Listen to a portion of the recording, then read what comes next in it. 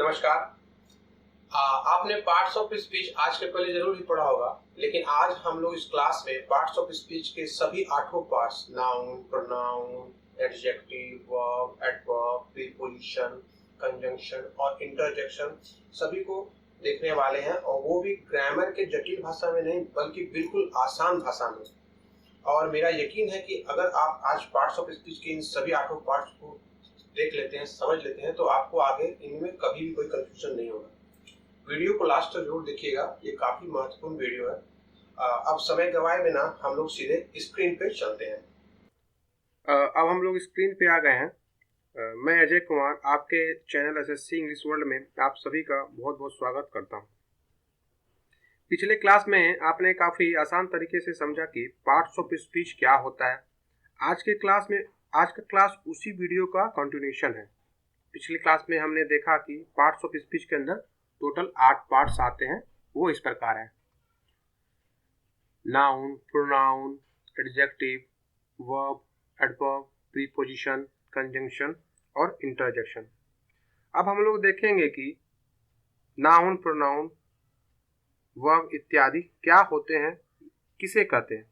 सबसे पहले हम नाउन के कुछ एग्जाम्पल्स देखते हैं। हमने यहाँ नाउन का कुछ एग्जाम्पल्स लिया है, जैसे अजय, दिल्ली, वर्ल्ड, स्काई, सन, बॉय, डॉग, एंट मतलब चींटी, ट्री, पेन, वाटर, शुगर इत्यादि। सभी एग्जाम्पल्स को गौर से पढ़ें तो आप पाएंगे कि आप इन सभी को देख सकते हैं। जैसे कि अजय किसी का नाम है तो उसे आप देख सकते हैं, दिल्ली शहर को तो देख ही सकते हैं, दुनिया देख सकते हैं, आकाश, सूरज, लड़का, चीनी, पानी, कलम, हर चीज को हम लोग देख सकते हैं। इसका मतलब क्या हुआ? इसका मतलब हुआ कि नाउन को हम लोग देख सकते हैं, यानी हम लोग जो कुछ देखते हैं वो सभी के सभी नाउन हैं। अब आप गौर कीजिए कि जब देखने की बात होती है तो हम लोग संसार के छोटे से छोटे चीज से लेके बड़े से बड़े चीज को देख सकते हैं।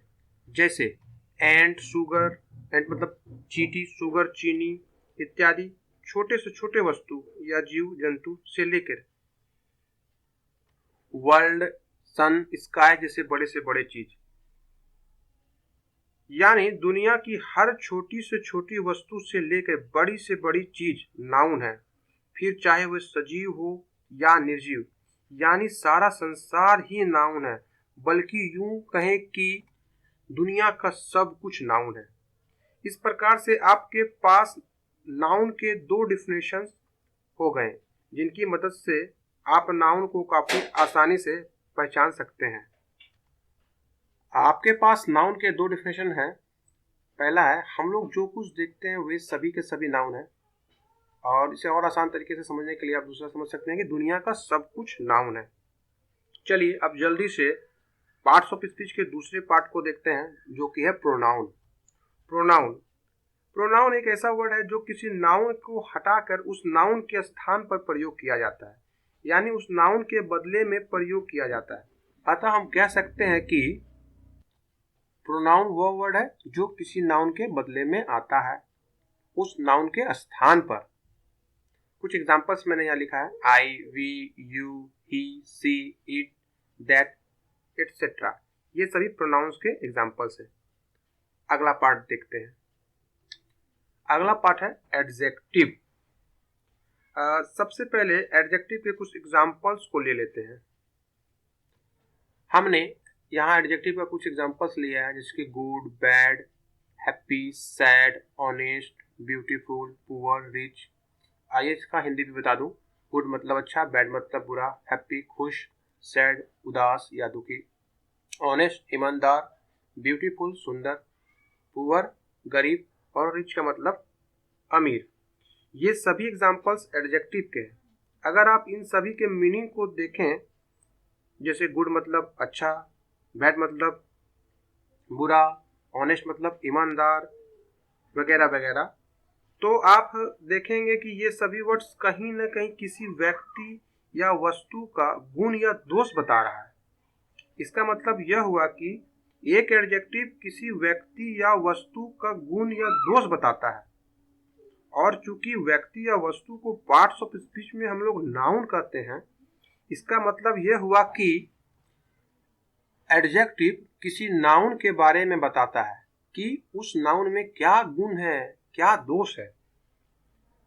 अब देखिए, नाउन के बदले में जो शब्द आता है उसे प्रोनाउन कहते हैं। तो जब कोई एडजेक्टिव किसी नाउन के गुण या दोष बताता है तो वही एडजेक्टिव किसी प्रोनाउन का भी गुण और दोष बताता है। क्यों? क्योंकि नाउन के स्थान पे ही तो प्रोनाउन आता है, यानी एक एडजेक्टिव नाउन या प्रोनाउन दोनों के गुण दोष को बताता है। जैसे एक एग्जांपल ले लेते हैं। हमने यहाँ एक एग्जांपल लिखा है, रमा इज गुड। यहाँ पे गुड है एडजेक्टिव, इसका हिंदी होगा रमा अच्छी है। रमा क्या है? नाउन है। तो इस नाउन के गुण को कौन बता रहा है? गुड। तो गुड यहाँ पे एडजेक्टिव है। अब हमने क्या किया, इस रमा जो कि नाउन है इसके बदला शी का प्रयोग किया, तो शी क्या हो गया? प्रोनाउन हो गया। ये शी किसके लिए आया? रमा के लिए आया, और वाक्य हो गया शी इज गुड। तो यहाँ जो गुड है ये भी एडजेक्टिव है, लेकिन इस बार ये जो एडजेक्टिव है यानी कि गुड, ये किसका गुण बता रहा है? तो प्रोनाउन का, जो कि है शी। इसका मतलब साफ हो गया कि नाउन प्रोनाउन के भी गुण या दोष को एडजेक्टिव बताता है। अतः हम कह सकते हैं कि नाउन या प्रोनाउन के गुण और दोष बताने वाले शब्द को एडजेक्टिव कहते हैं। अगला चैप्टर आपको स्क्रीन पर दिख ही रहा होगा। मैं इसे जल्दी से आगे बढ़ाता हूँ।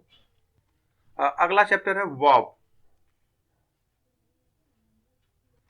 वर्ब दो प्रकार के होते हैं, मेन वर्ब और हेल्पिंग वर्ब। फिलहाल हम लोग सिर्फ मेन वर्ब को ही देखेंगे। अब आप सोच रहे होंगे कि हेल्पिंग वर्ब अभी क्यों नहीं पढ़ेंगे, तो मैं पहले इस बात को क्लियर कर देता हूँ। देखिए, इस क्लास में हम पार्ट्स ऑफ स्पीच के सभी चैप्टर्स का सिर्फ एक झलक देख रहे हैं। ऐसा नहीं है कि ये सभी चैप्टर्स इतना ही है, अभी आपको बहुत दूर जाना है। ठीक है, आगे हम लोग सभी चैप्टर्स को काफी डिटेल में अध्ययन करेंगे। ये तो बस ट्रेलर है। वैसे यदि आपको जरा सा भी डाउट हो तो आप कमेंट करके पूछ सकते हैं। वीडियो को अभी ही लाइक करें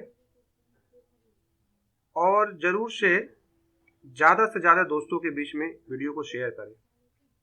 आपका शेयर और लाइक हमें मोटिवेट करता है। साथ ही चैनल को सब्सक्राइब करना ना भूलें और नोटिफिकेशन बेल को भी क्लिक कर लें। चलिए अब मेन वर्ब को देख लेते हैं। तो बड़ा सिंपल सा है। हम लोग जो भी काम करते हैं, जैसे खाना, पढ़ना, खेलना, लिखना इत्यादि, इन सभी कामों को मेन वर्ब कहा जाता है। तो आप कह सकते हैं कि हम लोग जो भी काम करते हैं वे सभी मेन वर्ब होते हैं, उसे मेन वर्ब कहते हैं। छोटे से छोटे काम से लेके बड़े से बड़े काम, जितने भी काम हम लोग या दूसरे जीव जंतु सुबह से लेके रात तक करते हैं वे सभी मेन वर्ब होते हैं।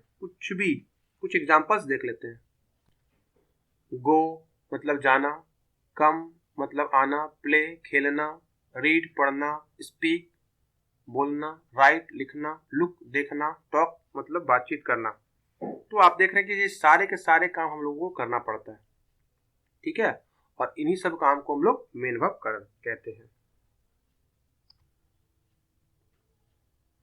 पार्ट्स ऑफ स्पीच का 5वां चैप्टर है एडवर्ब। चलिए एडवर्ब का भी एक झलक देखते हैं। पहले एडवर्ब के कुछ एग्जांपल्स को देखते हैं। हमने यहाँ एडवर्ब का कुछ एग्जांपल्स लिया है, जैसे कि स्लोली मतलब धीरे धीरे, फास्ट तेजी से, वेल अच्छे से, क्विकली जल्दी जल्दी, केयरफुली मतलब ध्यानपूर्वक। आप देख पा रहे होंगे कि ये सभी वर्ड्स कहीं न कहीं कोई काम करने के तरीके के बारे में बताता है कि वो काम कैसे किया जा रहा है, धीरे धीरे किया जा रहा है या तेजी से किया जा रहा है या ध्यानपूर्वक किया जा रहा है, किस प्रकार से वो काम हो रहा है, वही तरीका को हम लोग एडवर्ब कहते हैं। आइए एडवर्ब को दो और एग्जांपल से अच्छे से समझ लेते हैं। पहला एग्जांपल मैंने लिखा है यहाँ पे, ही रन्स फास्ट। इसका हिंदी होगा वह तेजी से दौड़ता है। तो दौड़ना क्या हो गया? दौड़ना हो गया काम, इसे हम लोग मेन वर्ब कहते हैं। और वो कैसे दौड़ता है, तो तेजी से दौड़ता है। तो यहाँ पे फास्ट क्या हो गया, फास्ट हो गया एडवर्ब। तो आप देख पा रहे होंगे कि फास्ट यानी कि एडवर्ब क्या कह रहा है, एक काम करने के तरीका यानी कि मेन वर्ब के तरीका को बता रहा है। एक और एग्जांपल ले लीजिए, यू आर रीडिंग केयरफुल्ली, तुम या आप ध्यान से पढ़ रहे हैं। तो पढ़ना क्या हो गया, पढ़ना काम हो गया। अब पढ़ना यानी पढ़ाई कैसे हो रहा है, तो पढ़ाई ध्यान पूर्वक हो रहा है। तो ध्यान पूर्वक क्या हो गया, एडवर्ब हो गया। तो यहाँ पे फास्ट और केयरफुली एडवर्ब है।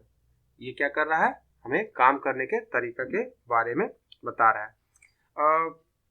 तो अब तक आप समझ गए होंगे कि एक एडवर्ब किसी काम करने के तरीके को बताता है और वो काम कैसे होता है। और आप जानते हैं कि काम को हम लोग ग्रामर की भाषा में मेन वर्ब कहते हैं, इसलिए मैं यहाँ पे बार बार मेन वर्ब कह रहा था। अतः आप कह सकते हैं कि एक एडवर्ब किसी मेन वर्ब का तरीका बताता है कि वह मेन वर्ब कैसे होता है। अब तक हमने पार्ट्स ऑफ स्पीच के 5 पार्ट्स को देख लिया है, नाउन, प्रोनाउन, एडजेक्टिव, वर्ब और एडवर्ब।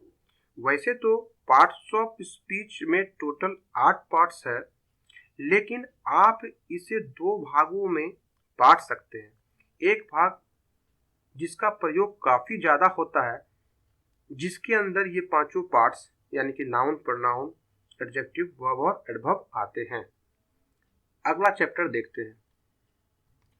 अगला चैप्टर है प्रीपोजिशन। ये किसी नाउन या प्रोनाउन की स्थिति को बताता है, यानी हम कह सकते हैं एक प्रीपोजिशन किसी नाउन या प्रोनाउन के स्थिति को बताता है। चलिए कुछ एग्जांपल्स देख लेते हैं। कुछ एग्जांपल्स आपके स्क्रीन के सामने हैं, जैसे कि of, in, for, by, with. ये सभी एग्जांपल्स प्रीपोजिशन के। 7वां चैप्टर यानी कि कंजंक्शन। कंजंक्शन एक ऐसा वर्ड होता है जो वाक्यों को या 2 टुकड़ों को जोड़ता है, यानी हम कह सकते हैं कि जोड़ने वाले शब्द को कंजंक्शन कहते हैं। कुछ एग्जांपल इसके भी देख लेते हैं। एंड मतलब और, इफ अगर, बिकॉज क्योंकि, और मतलब या, बट मतलब लेकिन। ये सभी कंजंक्शंस के एग्जांपल्स है। ये मुख्यतः वाक्य के बीच में आता है और वाक्य को जोड़ते हैं। जैसे हमने यहाँ पे 2 एग्जांपल्स लिया है, Madan and Rohan are here. तो यहाँ आप देख पा रहे हैं मदन और रोहन 2 वर्ड हैं जिसको कंजंक्शन एंड की मदद से जोड़ा गया है, और इसका हिंदी हो गया मदन और रोहन यहाँ है। एक दूसरा वर्ड हमने लिया है, दूसरा सेंटेंस लिया है, sorry, I went there but no one was there. यहाँ पे आई वेंट देयर एक टुकड़ा है और दूसरा टुकड़ा है नो वन वॉज देयर, और इन दोनों टुकड़ों को हम लोगों ने बट यानी कि कंजंक्शन की मदद से जोड़ा है। इसका हिंदी होगा मैं वहां गया था लेकिन नो वन वॉज देयर, वहां कोई नहीं था। आप यहाँ देख पा रहे होंगे कंजंक्शन को मैंने रेड कलर से दिखाया है। चलिए अब पार्ट्स ऑफ स्पीच का 8वां और लास्ट चैप्टर को देखते हैं, इंटरजेक्शन। कई बार ऐसा होता है कि आप अचानक किसी से मिलते हैं और उसे देखकर आप काफी खुश हो जाते हैं, और अचानक से आपके मुंह से एक शब्द निकलता है वाव। तो यहाँ पे वाव क्या हो गया, यहाँ पे वाव हो गया इंटरजेक्शन। ठीक इसी प्रकार से कुछ और एग्जांपल्स इंटरजेक्शन के देख लेते हैं, जैसे कि हाय, हेलो इत्यादि। ये सभी भी इंटरजेक्शन के एग्जांपल्स हैं। वैसे ही किसी की अचानक मृत्यु की खबर आने पर दुख में सब मुंह से एक शब्द निकल जाता है अलाश। अलाश ये किसी की मृत्यु या शोक की खबर सुनने पे अंग्रेज लोग या फिर जो इंग्लिश का प्रयोग करते हैं वो कहते हैं। तो यहाँ पे अलाश क्या हो गया, एक इंटरजेक्शन हो गया। तो आप देख रहे होंगे कि जब कोई बहुत ज्यादा खुश हो जाए या दुखी हो जाए या हैरान हो जाए और तभी अचानक उसके जुबान से ऐसा ही कोई शब्द जैसे कि हाय, हेलो, अलाश वगैरह निकले, तो उस शब्द को हम लोग इंटरजेक्शन कहते हैं। यानी हम कह सकते हैं कि अचानक के भाव में निकले हुए वर्ड को इंटरजेक्शन कहते हैं। इंटरजेक्शन का प्रयोग स्पोकन में ज़्यादा होता है। इस प्रकार हमने पार्ट्स ऑफ स्पीच के सभी 8 पार्ट्स को आज जान लिया है। आगे भले ही आप इनके अंदर और गहराई तक जाएंगे, आगे की क्लासेस में पढ़ाई करने वाले हैं, लेकिन फिर भी आज का क्लास में बताया गया सभी 8 पार्ट्स ऑफ स्पीच का डेफिनेशन आपके लिए बहुत महत्वपूर्ण है और आप इसे हमेशा शॉर्टकट डेफिनेशन की तरह जरूर याद रखिएगा। मैं 8 पार्ट्स को एक बार फिर से शॉर्ट में दिखा देता हूँ। पार्ट्स ऑफ स्पीच के 8 पार्ट आपके स्क्रीन के सामने हैं, आप देख सकते हैं। नाउन, जो कुछ हम लोग देखते हैं उसे नाउन कहते हैं, यानी सब कुछ ही नाउन होता है। प्रोनाउन, प्रोनाउन वह वर्ड है जो किसी नाउन के स्थान पे आता है। तीसरा चैप्टर एडजेक्टिव, एडजेक्टिव क्या है? नाउन या प्रोनाउन के गुण और दोष बताने वाले शब्द को एडजेक्टिव कहते हैं। वर्ब, वर्ब में मैंने बताया था कि वर्ब 2 प्रकार के होते हैं, मेन वर्ब और हेल्पिंग वर्ब। हम लोग जो भी काम करते हैं उसे मेन वर्ब कहते हैं। एडवर्ब, एक एडवर्ब किसी मेन वर्ब का तरीका बताता है कि मेन वर्ब कैसे होता है। प्रीपोजिशन, एक प्रीपोजिशन किसी नाउन या प्रोनाउन की स्थिति बताता है, जबकि कंजंक्शन जोड़ने वाले वर्ड को कहते हैं। और हमारा लास्ट चैप्टर है इंटरजेक्शन, ये अचानक के भाव में निकले हुए वर्ड होते हैं। तो यही वो शॉर्टकट डेफिनेशन है जिसे आपको याद रखना है हमेशा के लिए। आज के लिए इतना ही।